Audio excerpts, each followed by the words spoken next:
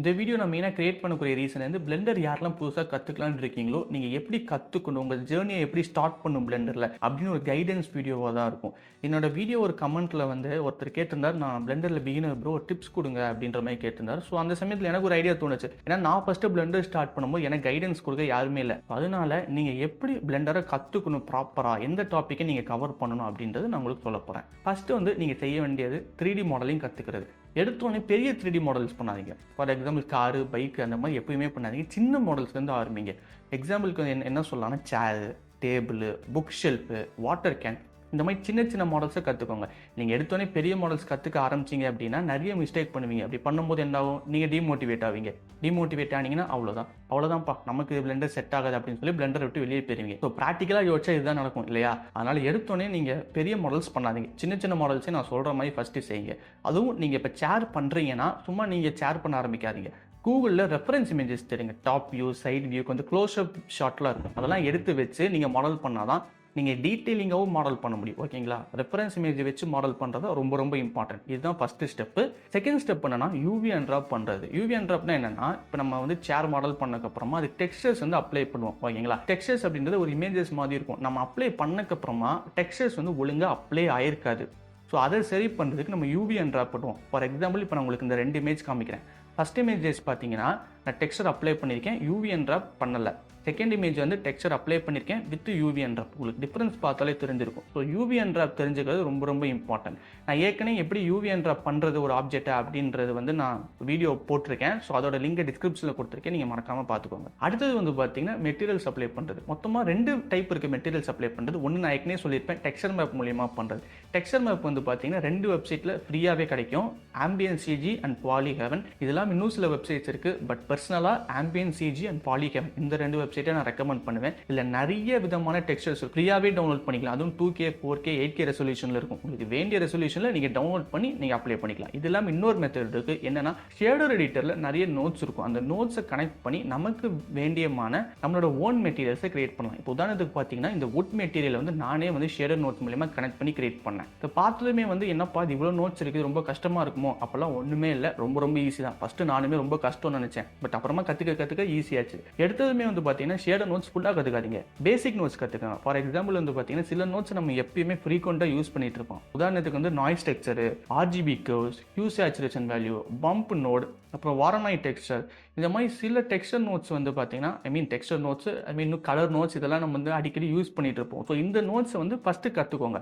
அதுக்கப்புறமா நீங்கள் டெப்த்தாக போங்க. எடுத்துகிட்டே நம்ம ஃபுல்லாக போனால் தான் பிரச்சனை. கொஞ்சம் கொஞ்சமாக படிப்படியாக போகலாம். ஸோ ஷேடர் நோட்ஸில் ஷேடர் எடிட்டரில் இந்த நோட்ஸை பற்றி கொஞ்சம் கற்றுக்கோங்க. அப்படி கற்றுக்கிட்டிங்கன்னா நீங்களுமே உங்களோட ஓன் மெட்டீரியல்ஸை கிரியேட் பண்ணலாம். அதுக்கப்புறமா வந்து இன்னொரு முக்கியமான விஷயம், இது வரைக்கும் நான் நிறைய பிளெண்டர் டியூட்டோரியல்ஸ் பார்த்துருக்கேன். ஆனால் யாருமே இதை சஜஸ்ட் பண்ணதில்லை இதை பண்ண சொல்லி. என்ன அப்படின்னா, நான் வந்து இப்போ சேரை மாடல் பண்ணிட்டேன். இப்போ நீங்கள் எதுனாலும் மாடல் பண்ணிக்கலாம். மாடல் பண்ணக்கப்புறமா உங்கள் ஆசெட் ப்ரௌசரில் ஆட் பண்ணிக்கோங்க. ஆசெட் ப்ரௌசர் அப்படின்றது என்னென்னா, நம்ம பண்ணுற 3D மாடல்ஸை அங்கே ஆட் பண்ணி வச்சுக்கலாம். அப்படி ஆட் பண்ணி வச்சுக்கிட்டோன்னா, இப்போ நான் புதுசாகவே நான் பிளெண்டர் இப்போ ஓப்பன் பண்ணுறேன் அப்படின்னா, நான் டக்குன்னு அந்த மாடல்ஸை கொண்டு வந்து டக்குன்னு ப்ளேஸ் பண்ணிக்கலாம். இப்போ வந்து நீங்கள் 3D மாடல் கற்றுக்கிட்டீங்க ஸ்மால் ஆப்ஜெக்ட்டில், உங்களுக்கு எக்ஸ்பீரியன்ஸ் வந்துச்சு. நான் இப்போ ஒரு இன்டீரியர் சீன் பண்ண போகிறேன். அப்போ வந்து எனக்கு என்னெல்லாம் தேவைப்படும், சேரு, டேபிள், கப்பு, புக் ஷெல்ஃப்லாம் தேவைப்படும். அப்போ நான் திரும்ப ஃபஸ்ட்லேருந்து மாடல் பண்ணுறதுக்கு பதிலாக நான் ஏற்கனவே மாடல் பண்ணி வச்சிருந்தேன், அதே நான் கொண்டு வரலாம். நான் ஒரு வீடியோவே கிரியேட் பண்ணி வச்சிருக்கேன், 3D மாடல்ஸ் எப்படி ஆசெட் ப்ரௌசரில் ஆட் பண்ணுன்னு. அதுக்குரிய வீடியோ லிங்க்கும் நான் டிஸ்கிரிப்ஷனில் கொடுத்துருக்கேன்.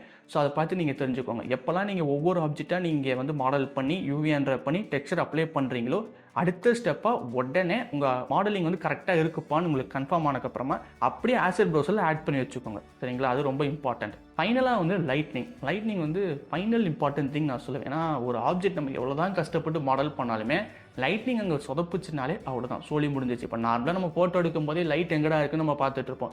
ஸோ அப்படின்ற போது நம்ம ஒரு மாடல் ஆப்ஜெக்ட் பண்ணுறோம், 3D மாடலிங் இன்டீரியர் சீன் பண்ணுறோம்னா இப்போ லைட்னிங் ரொம்ப இம்பார்ட்டன்ட். ஸோ லைட்னிங்குமே வந்து கற்றுக்கோங்க.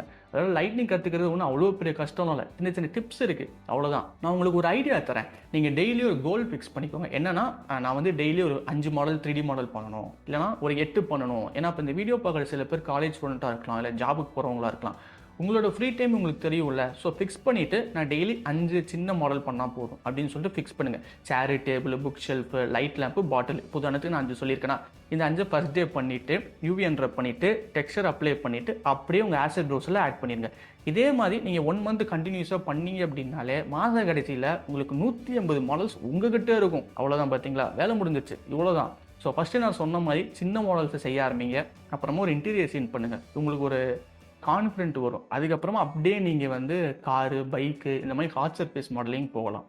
இனி அப்கமிங் வீடியோஸில் வந்து நானுமே வந்து ஹாட் சர்ஃபேஸ் மாடலிங் அப்புறம் ஷேடர் நோட் சம்மந்தப்பட்ட நிறைய வீடியோஸ் போடலான்னு இருக்கேன். அது மட்டும் இல்லாமல் உங்களுக்கு ஏதாவது ஸ்பெசிஃபிக்காக வீடியோ தேவைப்பட்டாலும் மறக்காமல் கமெண்ட்டில் சொல்லுங்கள். அப்புறம் நான் இது வரைக்குமே வந்து பெருசாக நான் பிளெண்டர் பிகினருக்குன்னு சொல்லி நான் எந்த வீடியோவும் போட்டதில்லை. ஐ மீன் ஃப்ரம் ஸ்க்ராட்சில். இப்போ நீங்கள் வந்து நான் அப்போ தான் பிளெண்டர் யூஸ் பண்ணுறேன், எனக்கு வந்து ஸ்க்ராட்ச்லேருந்து எனக்கு ஒரு டுட்டோரியல் மாதிரி வேணும், சின்ன சின்ன மாடல்ஸ் எப்படி பண்ணேன் அப்படின்னு உங்களுக்கு வேணும்னு நீங்கள் கேட்டிங்கன்னா மறக்காமல் நீங்கள் கமெண்ட்டில் சொல்லுங்கள். ஏன்னா யாராவது சொன்னீங்கன்னா நான் வீடியோ வந்து நான் ரெடி பண்ணுவேன். நான் சொன்ன இந்த டெக்னிக்ஸை நீங்கள் ஃபாலோ பண்ணீங்க அப்படின்னாலே நீங்கள் ஈஸியாக பிளெண்டரில் வந்து எக்ஸ்பீரியன்ஸ் கெயின் பண்ணிக்கலாம். இந்த வீடியோ பிடிச்சிருந்தா மறக்காமல் லைக் பண்ணிவிட்டு புதுசாக இருந்தீங்கன்னா சப்ஸ்கிரைப் பண்ணிடுங்க. உங்கள் சப்போர்ட் எனக்கு ரொம்ப ரொம்ப முக்கியம்.